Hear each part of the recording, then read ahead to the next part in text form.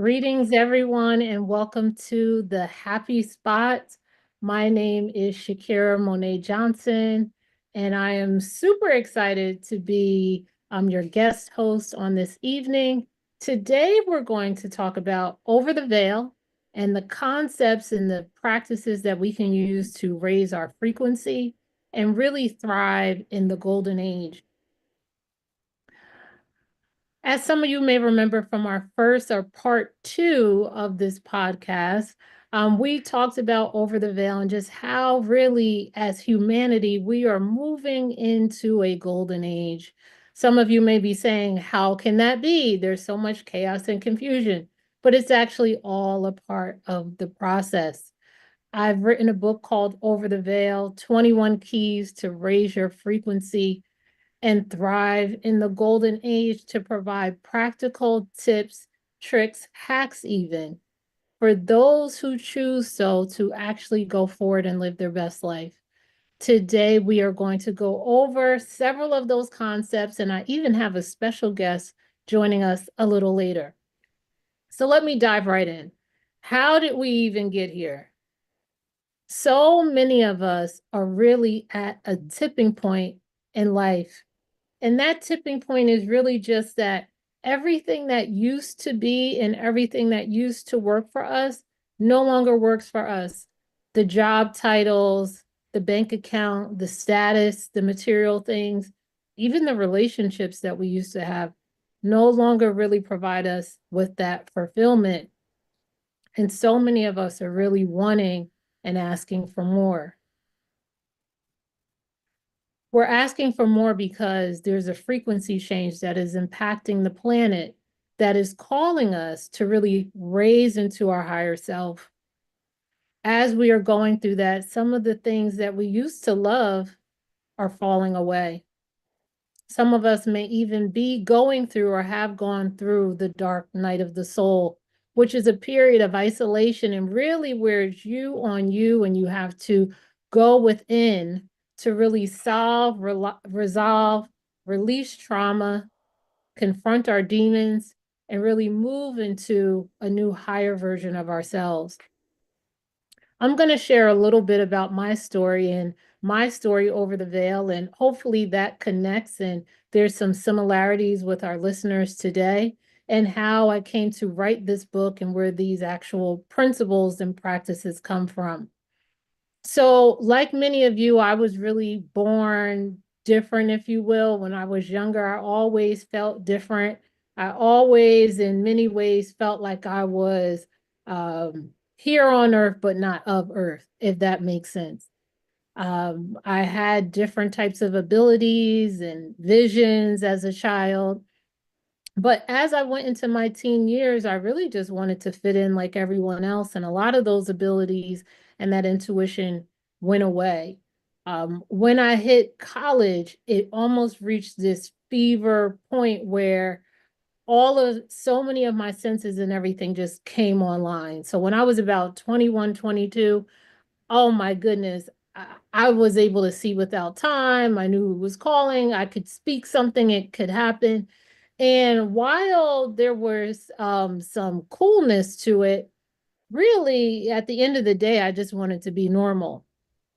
And because it was just so much information all the time, knowing things in advance, seeing things that other people weren't seeing, experiencing things that other people weren't experiencing, I asked Source to stop my extrasensory abilities. I just said, stop it already. I can't take it. And they did. They stopped all right. And then I got to have my normal life. Guess what? It wasn't all that, but nonetheless, I got to live it. And I pretty much stayed, if you will, asleep until about 2020 when the reawakening kind of happened almost in a flash. It was happening little by little up into then, but once 2020 came, it went into overdrive. I'm going to tell you how. I actually had COVID, one of the first people, before it was actually even a pandemic. I had COVID-19 and I didn't know what it was, but I was very sick and very ill, and I just wasn't feeling well. Well, one day I was in my kitchen and all of a sudden, this vision I had had 20 years ago that I did not know what the vision was 20 years ago, it came in a flash for me to understand what it was. And I understood very clearly that the COVID-19 pandemic was about to happen. I was able to see, if you will, past, present, and future, and just saw into the future all of the different things that were going to come to pass. I bawled, boohooed, cried in my kitchen because one, this vision I had had more than 20 years ago, I finally knew what it meant. How many of us have ever had a vision, but you don't really understand what it means? I finally understood what it meant. Also, I boohoo cried because I saw the future as it was to come and what that meant for humanity. Well, not too long after that, I had to be rushed to the hospital because my COVID, which we didn't even know was COVID, had progressed to the point where I could not breathe. I kept having shortness of breath. Once I got to the hospital, they end up saying, "We think you have COVID, but you haven't been to Wuhan, China, and all these other things. So we're not sure. We're going to send you home to recover." While I was home recovering in isolation, that is when my dark night of the soul went into overdrive. I literally, like I said, had to confront almost every trauma, every hang up, every demon that I had, and really not just mine, but also those of some of my ancestors. While it was a very interesting time, to say the least, once I came out of that isolation, I was like a new person. My son actually says that I had a hard reset because it was almost night and day from the person going in that room to the person coming out that room. Well, now that I had started this journey, which for those of us who are on that journey know it doesn't just happen in 2 weeks' time, it's kind of a rolling thing as you move forward. Now that I had started the journey, I'd really started to see things so differently. I really was in a much elevated viewpoint in seeing others, seeing myself, seeing problems, challenges, opportunities, solutions. And it really allowed me to reassess not just my personal life, but also my um, professional life. I, up until that time, had more than 20 years of PR and of experience and PR and events, and it was an amazing field, amazing time, amazing experiences. But I knew that it was time to reimagine and really elevate into a higher purpose in life and do things that would positively impact people and planet. Additionally, during that time, I started to have clarity on, again, troubles of humanity, and rather that be individually or group, micro and macro, in terms of the things that we can do to solve and elevate ourselves out of this heaviness and low vibrations that we really experience on a day-to-day. That ultimately led me to create what I'll call a list, which was 21 keys or practices that people could do to actually raise their frequency. The ideas that I was going to share it with my high profile, high income clients, C-suite professional athletes, elected officials, and more, to really help them in their day to day. With being in the industry for over 20 years, I had become privy to a lot of information, of course, kept secret, just from leaders in terms of the different challenges and the struggles that they were going through. And this list, these 21 keys, was really my gift to them, me as a leader's leader, to share with them tips and tricks that they could do to elevate their own life. Well, one day I was actually sharing those tips and tricks with a leader who's in my life by the name of Shawnee Dixon, who is going to be our special guest today.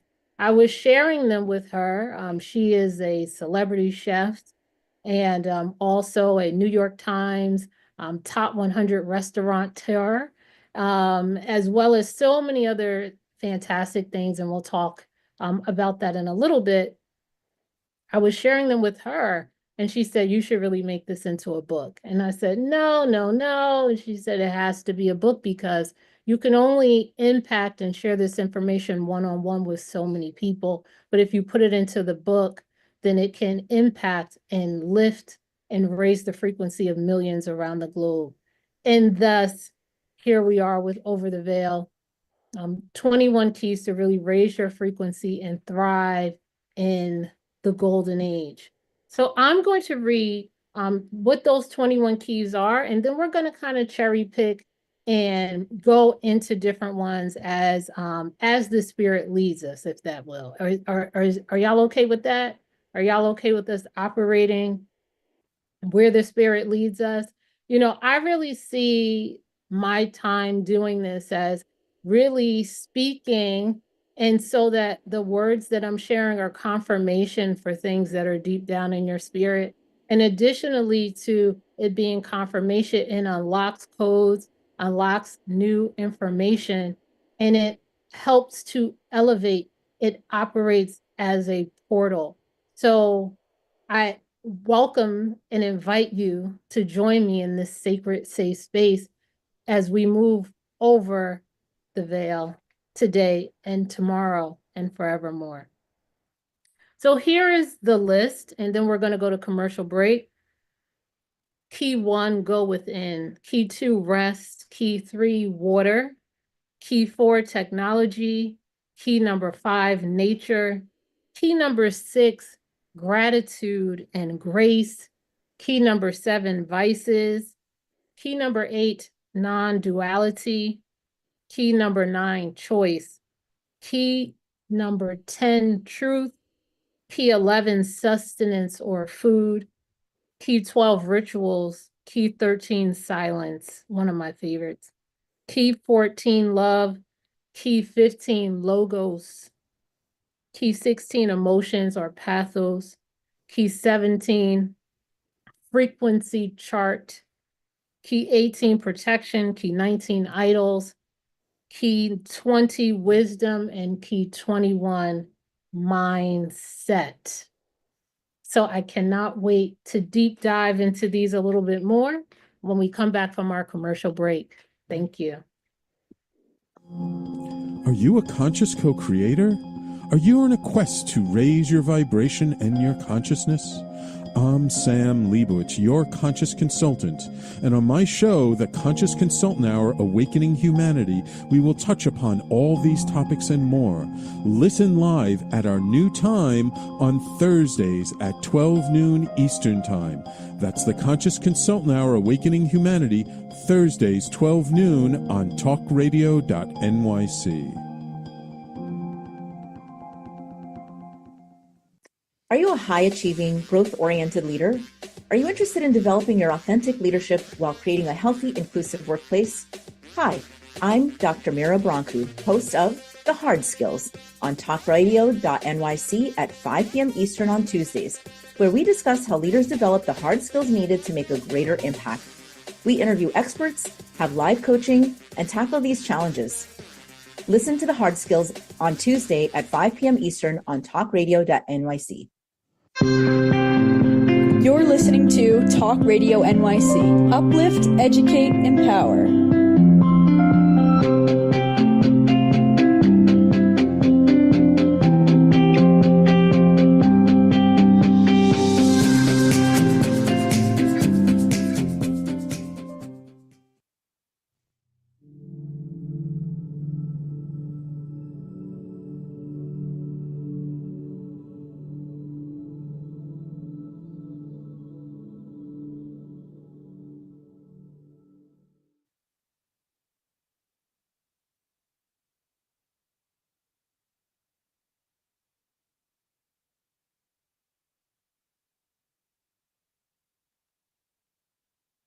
Oh, the joy of solitude, peace, and silence.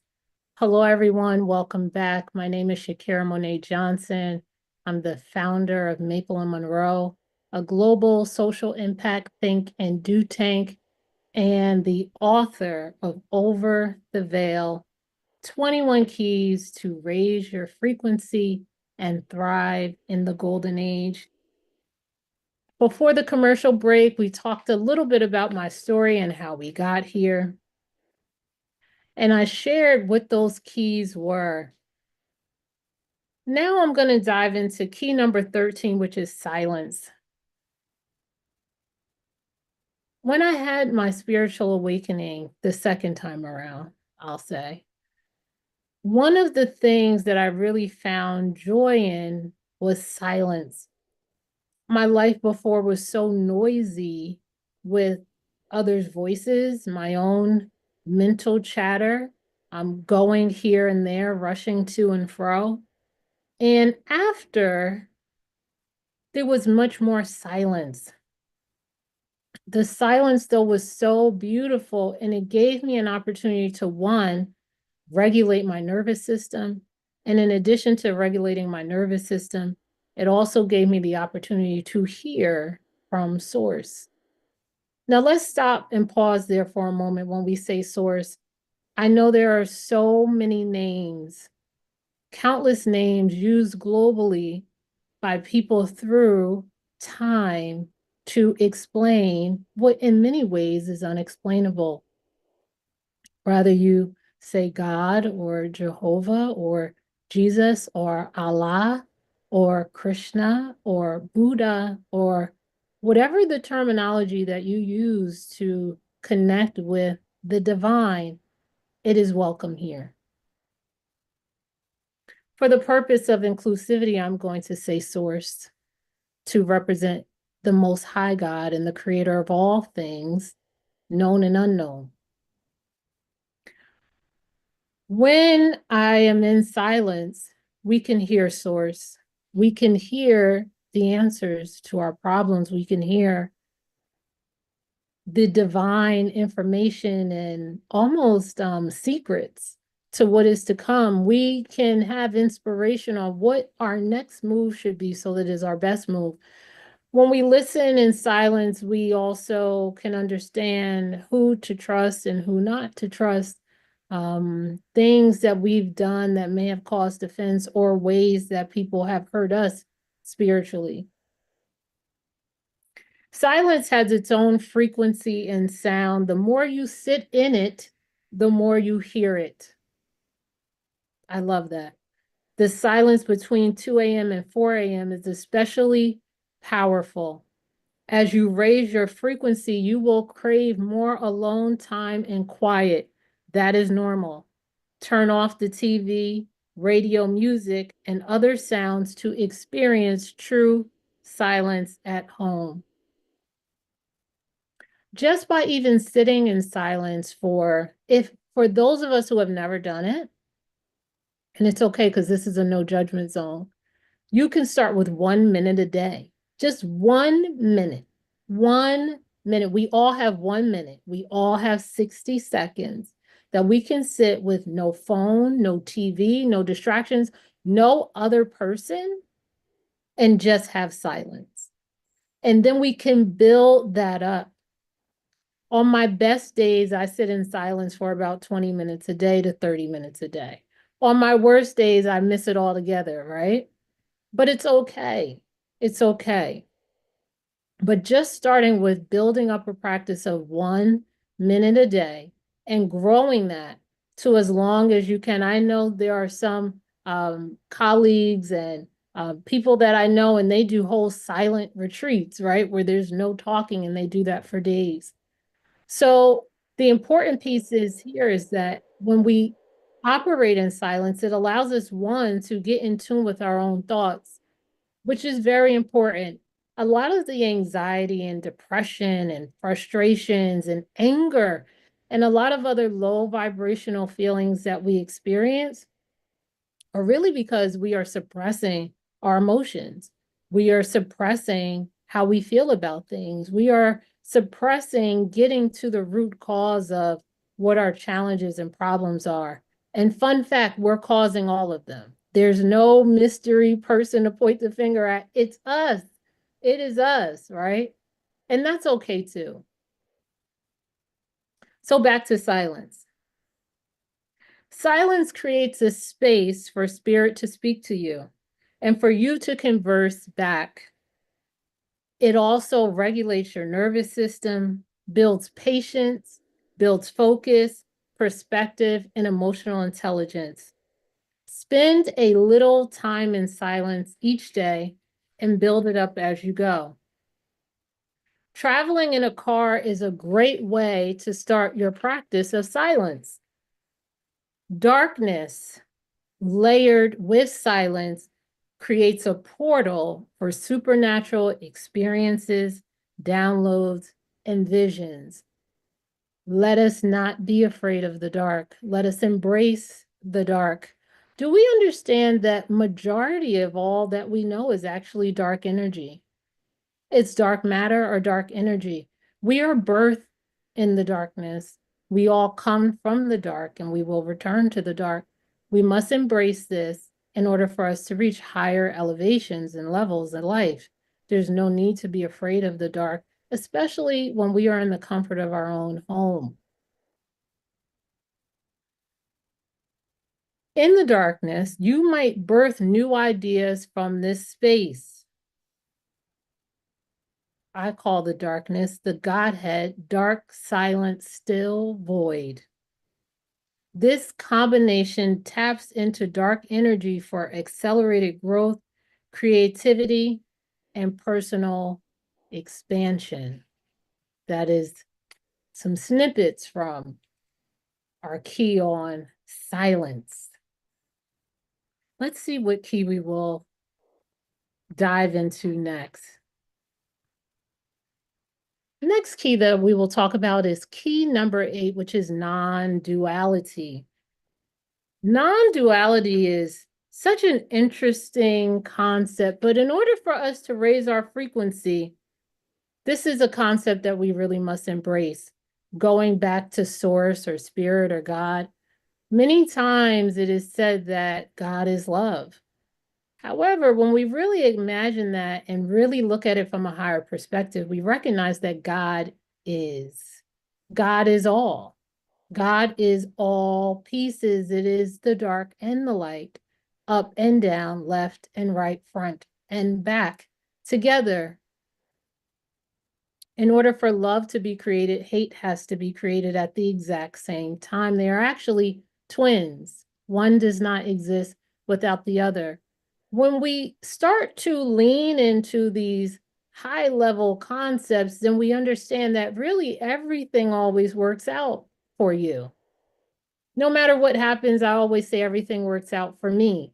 Even leading up to today, to this very moment in time, special that we are here together right now. This was not really how it was intended to be, but yet here we are in this divine moment. Everything always works out for me. No matter what it seems like the annoyances or the frustrations are, actually they are all polishing us. They are all moving us into our highest level. So the next time that something bad happens, recognize it for the good in it. Actually, because of just the condition of humanity at this time, many of us don't really even understand what's good for us and what is not. For example, I have 3 beautiful children. One of them, the youngest, never wants to go to bed on time, right? Never wants to go to bed on time, even though it is the best thing for her. On the opposite of the spectrum, staying up late and partying seems fun until you have to wake up in the morning, right? So it seems fun, it seems good, but really it's bad. If we think about the times when we've experienced the most growth in life, it has really most times been at the hands or as a result of something very negative or tumultuous happening in our lives that propelled the most growth. However, typically when things are very lovely and easy and quote unquote good, very little growth takes place during that time. Non-duality. Traversing over the veil requires an open mind and an open heart. You can devote many lifetimes to seeking knowledge only to become weary, reach an unintended outcome, or be labeled not right in your mind by others. As your frequency rises and hidden knowledge unlocks, you may be tempted to retreat to a hermitage or avoid the profane masses. While solitude has its benefits, it is important to share wisdom and be an example for others, using your frequency to raise the collective consciousness. One of the most profound pieces of wisdom you must understand is non-duality. You may be tempted to assign limited, narrow beliefs to the source, but source has created all frequencies. They are all needed to expand and contract the realms in the holographic universe that spirits use to experience physicality. Again, up was created at the same time as down, north at the same time as south, east at the same time as west. With this high knowledge, you will have more clarity on the nature of existence and your own experiences. Your personal experiences allow Source to know itself, to feel an emotion or a scenario it hasn't before. These infinite expressions are the purpose of life. Otherwise, the entirety of Source would be inactive, a finite expression of absolute stillness or a void. When we come back from our commercial break, we are going to have our beautiful and wonderful guest, Shawnee Dixon, join us, and we will dive more into some of the keys and how we can raise our frequency and go over the veil. Thank you, and we'll be right back. Hey everybody, it's Tommy D, the nonprofit sector connector, coming at you from my attic. Each week here on talkradio.nyc, I host the program Philanthropy in Focus. Nonprofits impact us each and every day, and it's my focus to help them amplify their message and tell their story. Listen each week at 10 a.m. Eastern Standard Time until 11 a.m. Eastern Standard Time, right here on talkradio.nyc. Hi, I'm Linda Marsanico.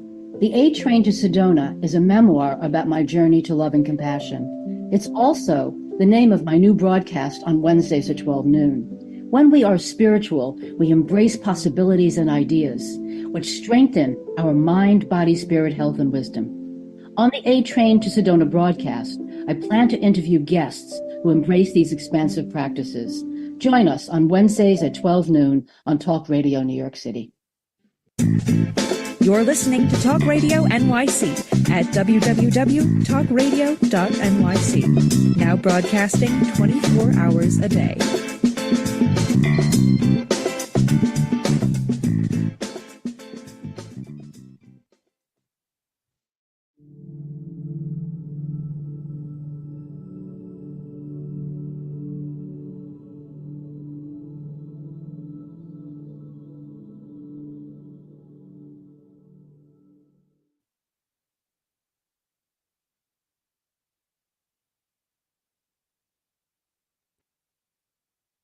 Hello, everyone, and welcome back. My name is Shakira Johnson, and I am the author of Over the Veil, 21 Keys to Raise Your Frequency and Thrive in the Golden Age. As we've been discussing, how we can take practical tips and divine knowledge, wisdom, and understanding that we need to understand in order to really raise our frequency. And even, why is this important at all? But one, when we raise our frequency, we're not only better to ourselves, but we actually are better parents, better friends, better business leaders, better just all around, better community members. Everything in our life just improves because we are really now operating in higher intelligence. I'm so happy and grateful to have our guest, Mrs. Shawnee Dixon, here with us, who has really inspired me in so many ways in my life. I count her as a friend and a confidant, and I'm so grateful that with her busy schedule, she was able to join here today. Hi, Shaunae. If you want to just say hi to the people.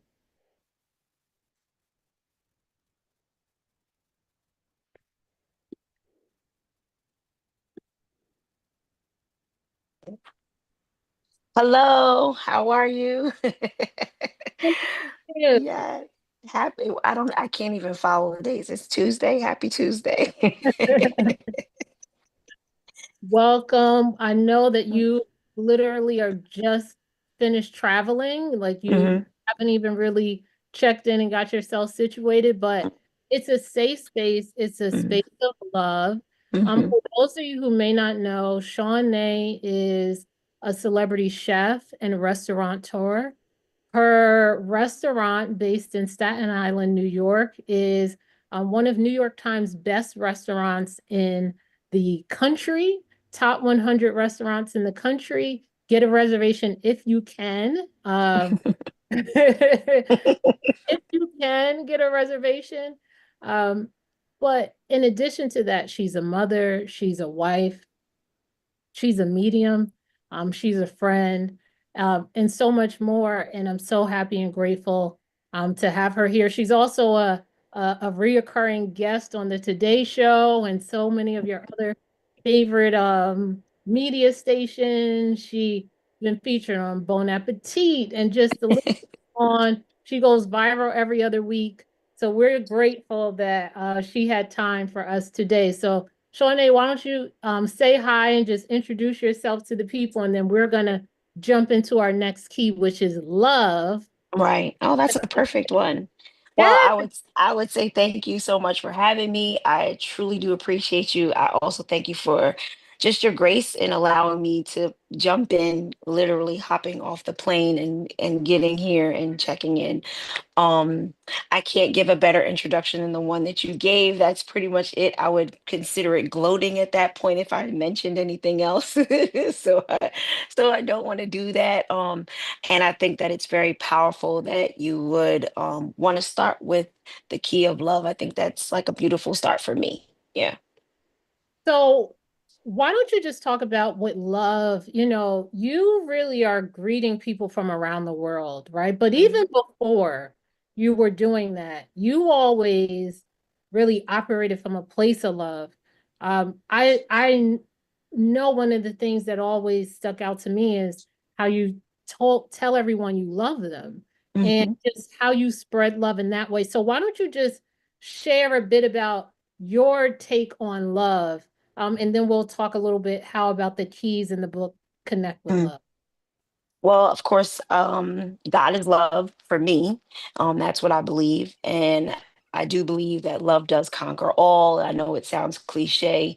Um, I believe that, love is extremely powerful and important in pretty much any relationship that you want. When you want the relationship, you got to have a love for the person or the thing that it is that you want to work with or deal with. Just because it's necessary. I find myself a lot of times, anytime that I'm asking anybody about work, or a career or a job, I ask them all the time, do you love what you do? Most of the time, it's anybody that comes in contact with me. So if I go to urgent care, I'm at the doctor, and the doctor or the nurse is getting ready to work on me. Hey, hi, how are you? And I mean, it could be a detrimental situation, but I stop them and say, do you love what you do? Like I want to get a response from them to see, are they operating from a place of love? Are you doing this because you love it, or are you doing it because you want to get a check? Because I believe that your approach is going to be different if you love what you do, as opposed to if you were doing it to get a check. You may miss some things, not cross some t's or not dot some i's, because you don't really love it. And so I just think overall love, there's a power in love. And so, me personally, I operate in love in everything that I do. When it's not just food, I believe that food is a tool or an instrument that I may use to communicate a specific type of love. And some people will receive me in a way and they'll know that I love them when I serve them food. But even servitude, you serve in love and you speak in love, and you do a lot. You speak, you organize, you curate, you write, you do these things in love. And so people can tell immediately that your work is genuine, and that it's meaningful, and that it's purposeful, and that you have good intentions, and that you want that outcome to be beautiful in a sense because it's covered in love. And so for me, it should be the first thing that you do, or that you check yourself for before you do anything in the world and in life. You should just make sure that love is present. Yeah, I love that, pun intended, because it's like love also provides a certain amount of grace or covering in our actions. Hmm. It sets our intention when we Hmm. do things, and it really also sets a frequency. Right. So love is actually the frequency of 528. 528. 528. And one of the other great things about it is that, going back to why we even want to raise our frequency, when we operate in a certain space or at a certain frequency, it actually removes us from the frequencies that are lower behind it. Hmm. Hmm.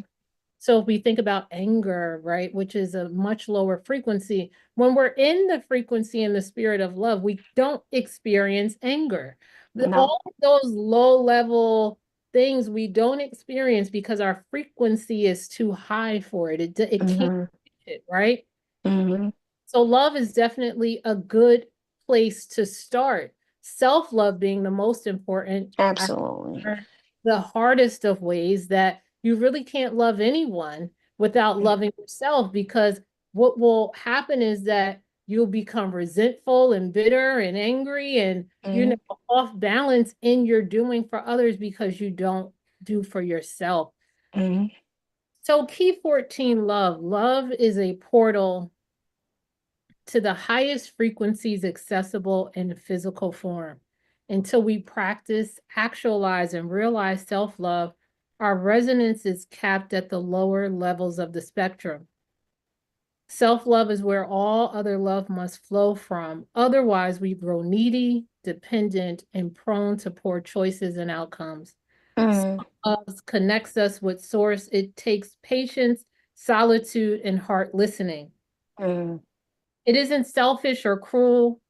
It isn't selfishness or cruelty which involves taking from others, manipulating, lying, or denying them from personal gain.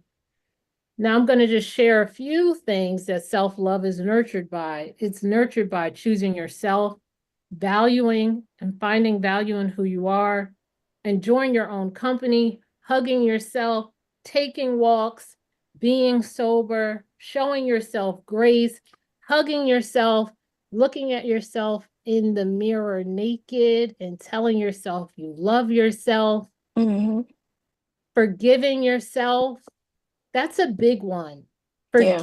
Forgiving yourself, because many times we'll forgive others before we even forgive ourselves. Hmm. Reality is, until we fully process that forgiveness of self, we carry around a lot of weight and a lot of resentment and a lot of disappointment in ourselves. And in that way, our body keeps score. So Hmm. before we move on to the next key, like I said, I know you're known for telling the people who come into your restaurant from all around the world you love them. What's the result, or when you're telling people this, how do they take it and what's the reaction that you get? Everybody's not reaction is not always the same because everyone doesn't know what love is. And so a lot of people are like taken aback when I say it. Hey, I love you.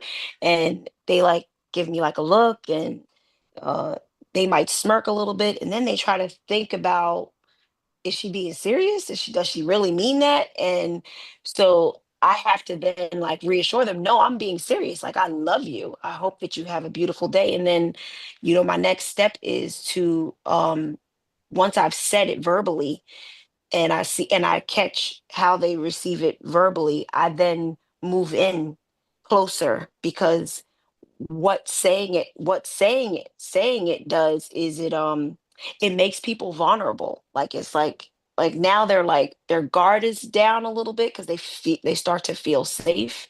And I will put my hands on them.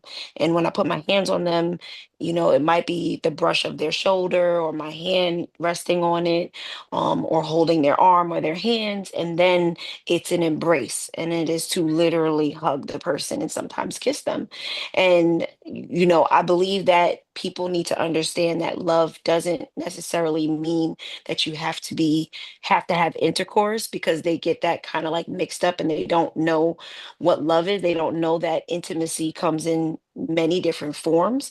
And so you can love somebody and not need to sleep with them. You can say you love someone and truly mean it and not have to, take someone to a bedroom. You can just tell them that you love them, because they don't get to hear that. I remember going out on Valentine's Day while shopping for the restaurant, and I told the staff person at the warehouse that I loved him, and he gave me like a really strange look. And I said, What's the problem?" I said, "Did anybody tell you that they love you today?" And he said, "No, I don't think anybody's told me they love me in probably a year." And I said, "Oh man, that's sad.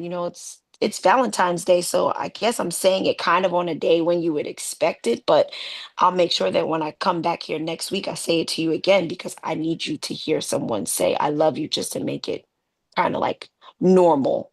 You know what I'm saying? So that you can understand that people can just love you. I love seeing you. So it's something that I'm practicing or exercising, because I just feel like it needs to be normalized instead of us always normalizing negative behavior. What would it look like to us if we normalized telling each other we loved each other without necessarily needing something back from them?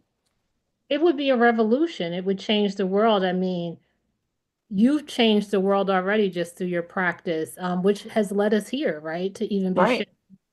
sharing that here on the airwaves. Before Mhm. we go to break, I just want you to talk about love as it relates to food, right? I Mhm. always tell my children that, a secret ingredient in food is love. I Absolutely. personally feel like I can tell if the person who cooked my food did not put love in it. I Absolutely. story and I'm sticking to it. I No, really that's feel key. like I can tell person did not have love or they were angry. To me, my food is going to be heavy. It's not going to be right. Mhm. It's not going to feel right. But when the love is in it, it's a certain lightness and It all those. makes you feel Oh, good. You're like you said, it's a very light feeling. I tell people to their face, "Oh, you don't love me." You know what I'm saying? Like, if I don't care if it's an iced coffee from, a coffee shop. If I get it and I taste it and it wasn't to my liking, then I say, "Oh, you didn't love me today." And they're like looking at me like, "What do you mean?" I'm like, "Well, I don't really like the way the coffee tastes." So like, you didn't pay attention. You know what I mean? Like, you could have paid you did attention to what right. I wanted. So Right. like, absolutely, my food speaks for itself. Having a global presence with people from all around the world serving food, and any culture will come into the restaurant and eat the food, and they say it will remind them of their grandmother or their aunt or their mother. I honestly believe it's because of the way, one, that it was served, and then two, because they can taste the love in it, they are able to connect themselves to someone that they love. And that's literally because of the energy that I'm putting into how I prepare the food. So that And what that is goes that? How can our listeners at home, how can they infuse love into their food? care about what you're doing when you get in the kitchen. Don't go in there if you're frustrated and you're aggravated, or you didn't really feel like doing it, or you're not sure of yourself, or you had a bad day. You should not go in there trying to prepare anything, because the one little thing that you might miss may be the thing that becomes the result of you not loving someone and someone being sick, ill, or dying. Like, food is medicine for me, and so it has the power to heal or kill, or make someone very ill. And so you don't want to go in there with those kind of powers and do something to that food that doesn't communicate to the person that you love them. So I say, don't go in the kitchen if you're going to have a bad day. The same way you wouldn't want a doctor to go into an operating room if he's having a really bad day and he's distracted and frustrated. I wouldn't want his shaky hands and his bad, vibes and the bad energy to be the one who's transplanting my heart. You know what I'm saying? Like, I would not want you to be doing that. Love that. We're going to talk about more keys when we come back. I'll just say one of the things I do when I'm cooking, I literally say the word love and I like speak Absolutely. the food and I Mhm. channel love down into the food so that it can be experienced and expressed by my loved ones through my. Absolutely. I go in there, I dance, I sing, I move around, I'm happy, I'm excited. I'm just all over it. I'm talking to it and I'm telling the food, I need you to make sure that they know I love them. Like I talk to it. Talk to talk to it. All right, we're Mhm. going to go to commercial break and then we're going to come back with more. Thank you. Were you an essential worker during the pandemic? If you needed to learn stages of epilepsy, did you depend on advocates? Did you use new innovations to cope with mental and neurological issues? Maintaining high quality of life and keeping good mental health are what we all strive for. I'm Frank R. Harrison, host of Frank About Health, and each week top healthcare influencers, professionals, and innovators answer these questions and more. Stay tuned on Thursdays at 5 p.m. on talkradio.nyc, and I will continue to be frank about health with all of you. Are you a conscious co-creator? Are you on a quest to raise your vibration and your consciousness? I'm Sam Leibowitz, your conscious consultant, and on my show, The Conscious Consultant Hour, Awakening Humanity, we will touch upon all these topics and more. Listen live at our new time on Thursdays at 12 noon Eastern Time. That's The Conscious Consultant Hour, Awakening Humanity, Thursdays 12 noon on talkradio.nyc. You're listening to Talk Radio NYC at www.talkradio.nyc. Now broadcasting 24 hours a day.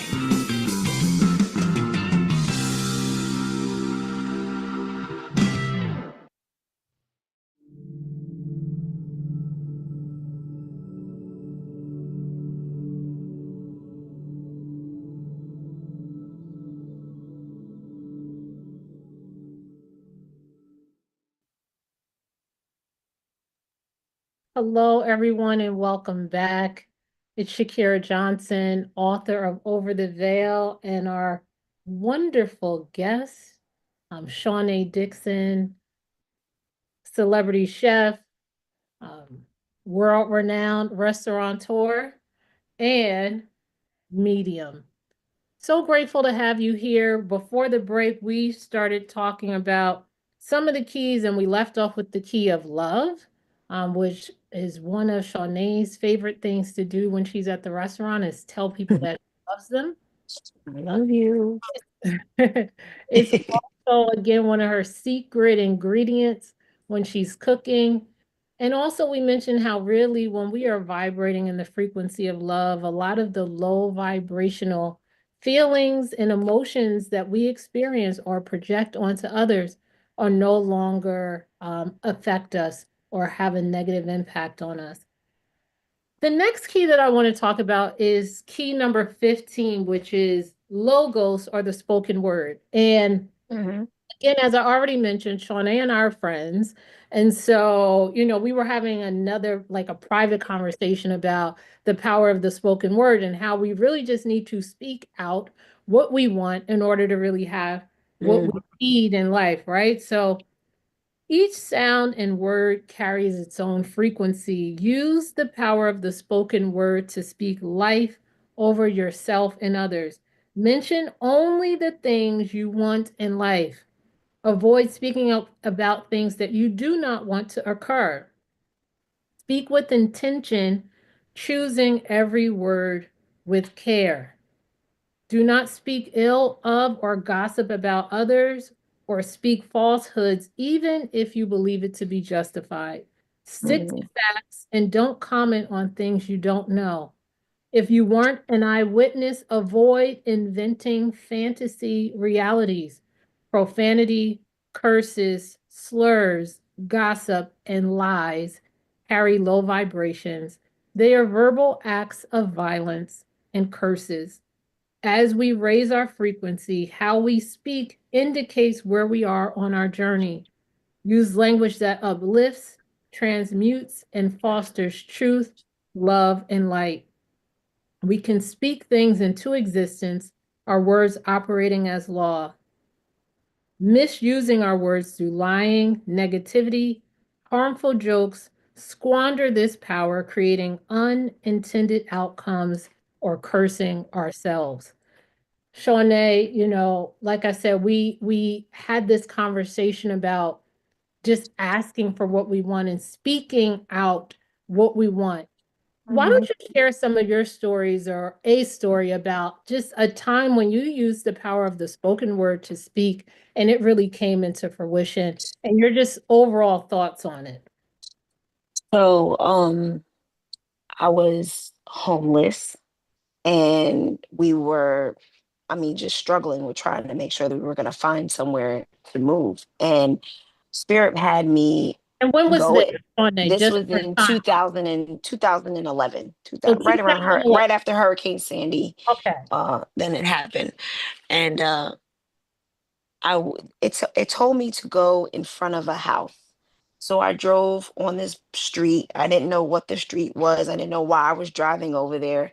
And when I got there, I pulled up in front of the first house and I could hear the Spirit say, "No, it's not this one." Because I stared at it and it had a for sale sign. And I said, is this my house? And it was like, "No, pull up." And so I pulled up and I got about 5 houses up and I looked to the left of me and there was no for sale sign in front of this house and the shades were down. And I was like, "This is not my house because this house is not for sale."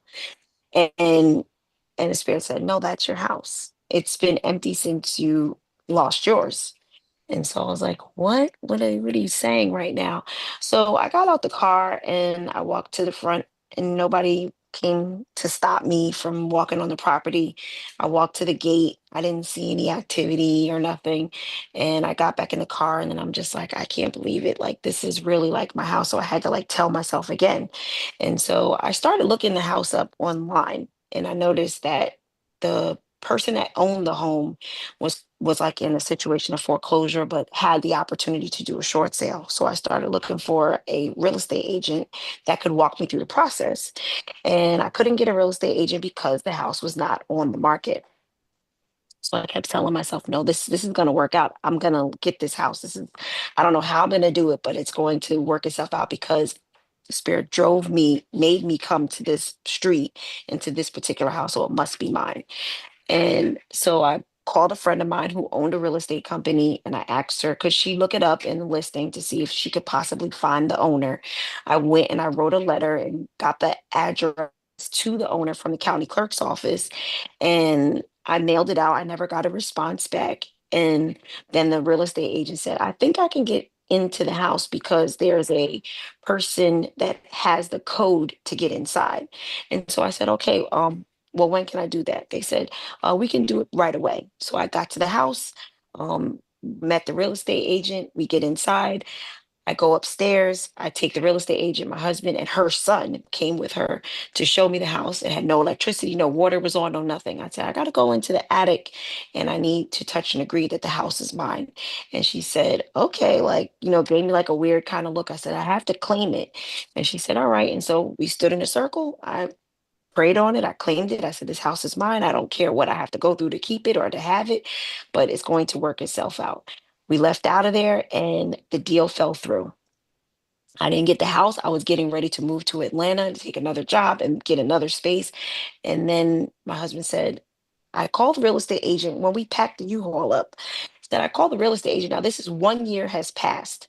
And they said that the house is now on the market again." I said, "Oh, that's good. We should go by there and go look at it again." When we went to go look at it, a different person now has the house. And they said, um, well, when the deal fell through, originally I looked at the house for an asking price and we thought that that was going to happen and then it didn't happen. And when it fell through, I was going to give up on it. And the Spirit said, "Nope, don't give up on it. It's still yours." That year had passed. We met the new owner of the house and they said, "How much do you want to give me?" I said, "I want to give you the same amount of money that you offered for me to buy it for a year ago." And they said, "Okay, that's fine. You can have it." And I took the house and we were able to buy it. And after 13 months of being homeless, I had purchased the home that I had looked at, that I had been drawn to by the Spirit to pull up in front of and park and stare at the house every single day with no for sale sign. And it was mine because I had spoke it literally into existence. I had fixed my husband's credit. I had done everything that I possibly could to save money. I did everything in my power. And when we got to that closing, I was $2,500 short at the closing.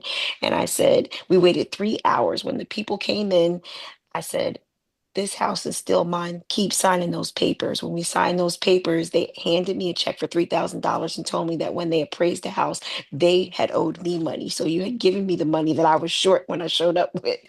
And so there was no hitch. They handed me those keys and we purchased, and it's been mine for the last 11 years. That has been home for me. What a story. What a way to end. Shauna, you know we can talk. Right. Thank you so much for joining. I want to thank the Happy Spot for this opportunity to host another episode by popular demand. Yes. For a part 3, we'll see. But Yes.